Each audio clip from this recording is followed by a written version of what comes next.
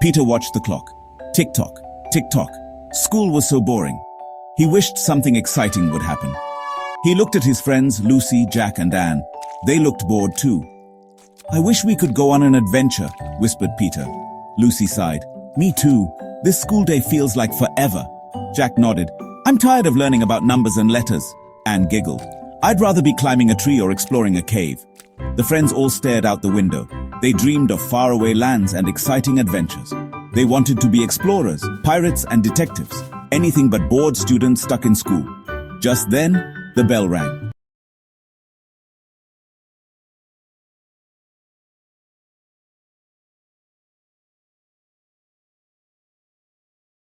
The children jumped up, happy that school was finally over.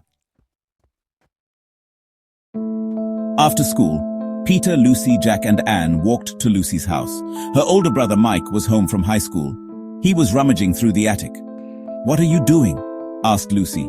"Just looking at some old stuff," said Mike. He held up a rolled-up piece of paper. "Look what I found. I think it's a treasure map." The children crowded around. The map was old and yellowed. Strange symbols and drawings covered it. In big bold letters it said, "Jkpjrs lands."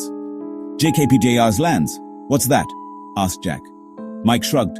"No idea, but it sounds exciting." "It's probably just a game," said Anne. Peter traced a line on the map with his finger.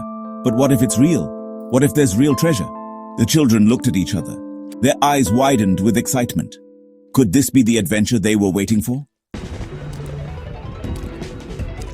The friends decided to follow the map. They had to find Jkpjrs lands. But first, they had to figure out the map's strange symbols. "This one looks like a water fountain," said Lucy, pointing to a circle with squiggly lines. "And that one looks like a slide," exclaimed Peter, pointing to a slanted rectangle.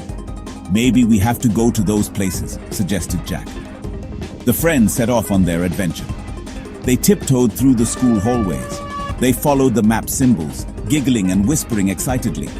They reached the water fountain first, just as they thought. It was the symbol on the map. But how could a water fountain lead to treasure?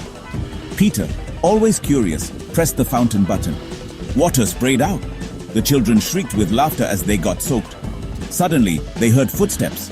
Mr. Grumbles, the grumpy janitor, was coming their way. "Run!" whispered Lucy. The children dashed away, Mr. Grumbles grumbling behind them. They followed the map to the next symbol, the slide. They clambered up the ladder and whooshed down the slide, landing in a heap at the bottom. "That was close!" giggled Anne, catching her breath. The last symbol on the map was a picture of a flower. The children searched and searched. Finally, they found it. A small wooden door, almost hidden by vines, was tucked behind the gym. A single faded flower was painted on it. "This must be it," said Peter, his voice trembling with excitement. They pushed open the door. Inside, they found a beautiful hidden garden. It was like a secret paradise. In the center of the garden sat a weathered wooden chest. The children held their breath as they slowly opened it. Inside, there was no gold or jewels. Instead, they found a book of stories and a note. The note was from the school's very first principal. It said, "The real treasure is the joy of discovery and the magic of friendship." As they sat in the warm sunshine, reading the book together, the children understood. The real adventure wasn't about finding gold. It was about the journey they shared, the laughter they shared, and the memories they made together. The real treasure was their friendship.